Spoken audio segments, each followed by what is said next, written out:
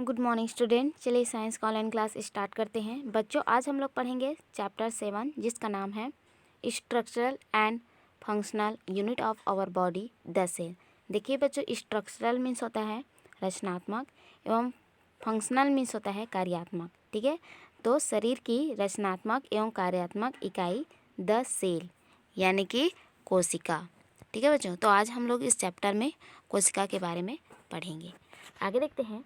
In the 17th century, in the year 1665, an English scientist named Robert Hooke invented a simple microscope.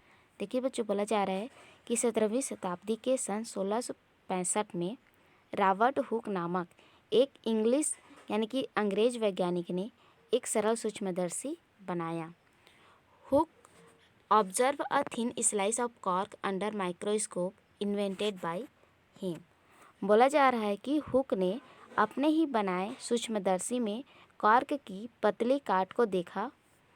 He found section like a beehive.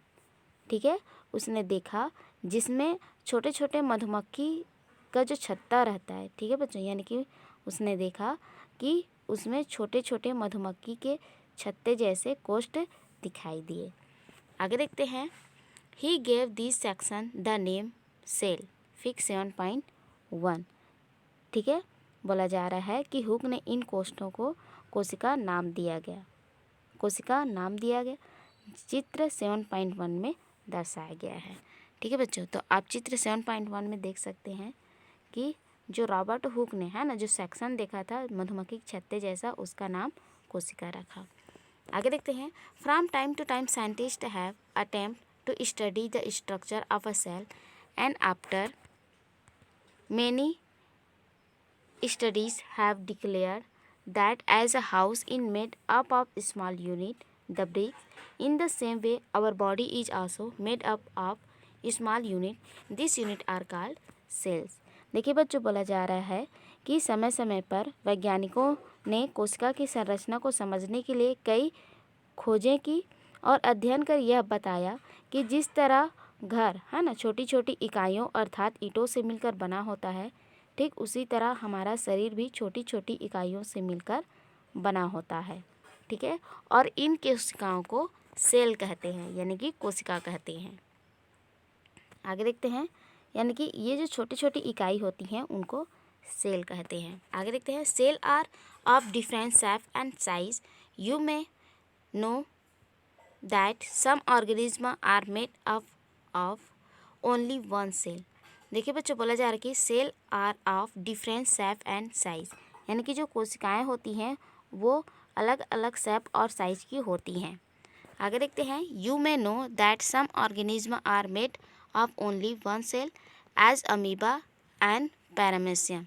देखिए बच्चों, बोला जा रहा है कि आप जानते हैं, ठीक है, कि कुछ जीवों का जो शरीर होता है वह केवल एक कोशिका का बना होता है, जैसे कि अमीबा और पैरामीशियम। आगे देखते हैं। In this organism nutrition, respiration, excretion, production and such living function are perform in a single cell. बोला जा रहा है कि इन जीवों में पोषण, श्वसन, उत्सर्जन, जनन आदि जैविक क्रियाएं एक ही कोशिका में संपन्न होती है। आगे देखते हैं। But in multi sailed organism to perform different function, cell are divided in different groups to perform them। बोला जा रहा है कि जबकि जो बहुकोशिका होती हैं, ठीक है, जो बहुकोशिकीय जीव हैं उसमें विभिन्न प्रकार के कार्यों को करने के लिए कोशिकाएं अलग अलग समूह में व्यवस्थित रहती हैं। चलिए आगे देखते हैं। In this way cell is the basic structural and functional unit of life of our body. Amoeba is a unicellular organism which can live independently. बोला जा रहा है कि इस प्रकार कोशिका जैव शरीर की रचनात्मक एवं कार्यात्मक इकाई होती है। अमीबा एक कोशिकीय जीव है जो स्वतंत्र रूप से जीवित रहता है। आगे देखते हैं। देखिए बच्चों, आगे लिखा है। But if a cell of the chicks or a cell of onion is removed then they cannot live independently।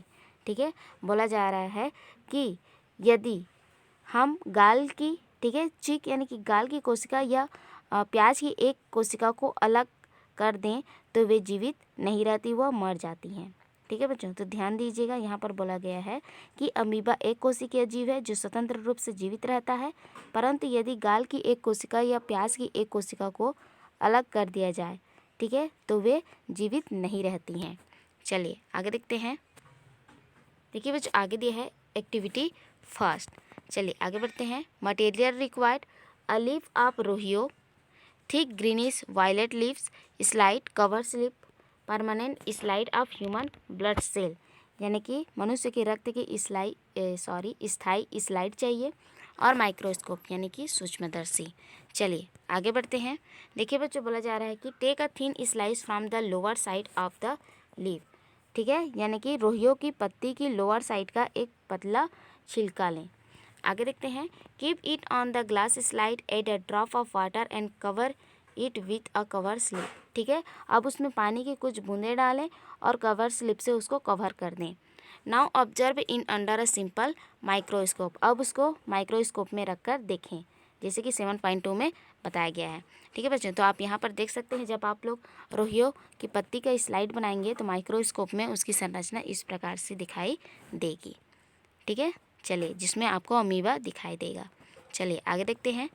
देखिए बच्चों, आगे लिखा है also observe the permanent slide of human blood cell fig 7.3, यानी कि मनुष्य के रक्त की स्थायी स्लाइड का सूक्ष्मदर्शी से देखने पर, ठीक है, जैसे चित्र 0.3 में दिया गया है उस तरीके से संरचना दिखाई देगी। ठीक है, also observe the permanent slide of human blood cells, यानी कि मनुष्य के रक्त की स्थायी स्लाइड का सूक्ष्मदर्शी से अवलोकन कीजिए। चलिए देखते हैं 7.3। देख सकते हैं बच्चों, यहाँ पर 7.3 दिया गया है, जिसमें ह्यूमन ब्लड सेल को बताया गया है। तो देख सकते हैं बच्चों, इसमें जो ह्यूमन ब्लड सेल होता है, ठीक है, जो मनुष्य के रक्त की कोशिकाएं हैं, उसमें कई संरचना आपको दिखाई देगी। प्लाज्मा दिखाई देगा, ठीक है, white blood corpuscles, nucleus, red blood corpuscles, और है प्लेट्स। ठीक है, प्लेटलेट्स, यानी कि ये सारी जो रचनाएं हैं वो आपको मनुष्य के जो ब्लड सेल है ना, यानी कि जो रक्त कोशिकाएं हैं उसमें दिखाई देंगी। चलिए आगे देखते हैं। Are the cell of the leaf and the cell of the human blood same in shape and size. देखिए बच्चों, क्वेश्चन पूछा जा रहा है कि क्या रोहियों की पत्ती की कोशिका एवं मनुष्य के रक्त की कोशिका की आकृति व आकार समान है। Now look at fig 7.4। ठीक है, अब आप 7.4 देखें।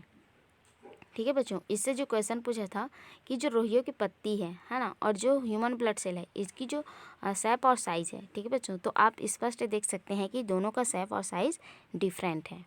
चलिए आगे देखते हैं। नाउ लुक एट फिग 7.4, यानी कि अब 7.4 को देखें। You can see cell of different size and shape. ठीक है, आप देखेंगे कि जो कोशिकाएं हैं, है ना, वो अलग अलग साइज और शेप के होती हैं। This prove that there are variation in the shape and size of the cell. ठीक है, इससे यह स्पष्ट होता है कि कोशिकाओं की आकृति व आकार में विविधता पाई जाती है। ठीक है, डिफरेंस पाया जाता है। ठीक है बच्चों, तो चलिए अब हम लोग देखते हैं 7.4। देखिए बच्चों, 7.4 में अलग अलग कोशिकाओं को यहाँ पर बताया गया है।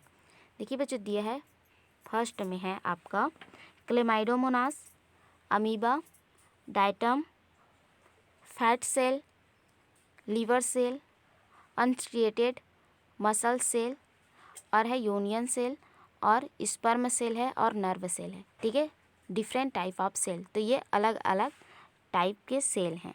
ठीक है बच्चों, चलिए आगे देखते हैं।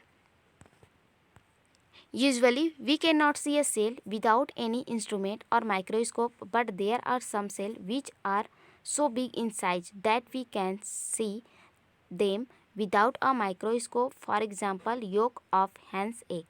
ठीक है बच्चों, देखिए यहाँ पर बोला जा रहा है कि यूजुअली वी कैन नॉट सी, यानी कि प्रायः हम कोशिकाओं को बिना किसी इंस्ट्रूमेंट यानी कि युक्ति या माइक्रोस्कोप के बिना नहीं देख सकते।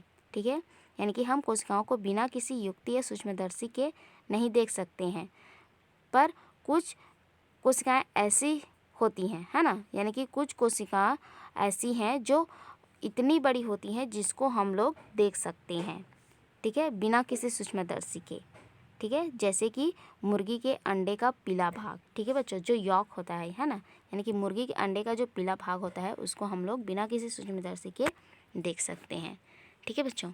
चलिए आज के लिए इतना ही, नेक्स्ट वीडियो में आगे पढ़ेंगे। तब तक आप इस वीडियो को पढ़िए, फिर से समझिए। नेक्स्ट वीडियो में अब हम लोग पढ़ेंगे स्ट्रक्चर ऑफ अ सेल, ठीक है। चलिए आज के लिए इतना ही, थैंक यू।